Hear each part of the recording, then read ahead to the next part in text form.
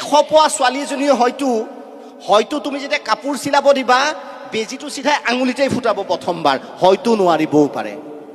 গতিকে 100 পোৱা ছোৱালীজনীও চোকা, ভালকে কাপোৰ চিলোৱা ছোৱালীজনীও সমানেই চোকা।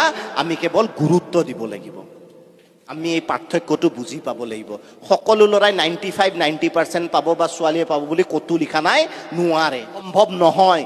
হিমা দাস আপোনালোকৰ ওচৰৰে, আজি হিমা দাসৰ লগত 90 পোৱা ছোৱালীকেইটা ক'ত পৰি আছে, মই বেয়া বুলি কোৱা নাই, আজি হিমা দাস ক'ত গুচি গ'ল, পাৰ্থক্যটো তাতেই। সেইকাৰণে ছোৱালীজনী বা ল'ৰাজনৰ যিটো টেলেণ্ট আছে সেই বিষয়ে আগবঢ়াই লৈ যাওক। মই ক'লোঁ নহয়, সৰস্বতী পূজাৰ সেই ডেস্ক বেঞ্চ ডঙা ল'ৰাকেইটা ফিজিকেলি ইমান ফিট, কালি ডিফেন্সত গৈ তেওঁলোকে ভাল ভাল অফিচাৰ হ'ব পাৰিব, যিটো হয়তো 100 পোৱা ল'ৰাজনে হ'ব নোৱাৰে। কাৰণ সি বেগটোকে, সি নিজৰ স্কুলৰ বেগটোকে মাকে লৈ যাব, নোৱাৰো দাঙিবলৈ, ইমান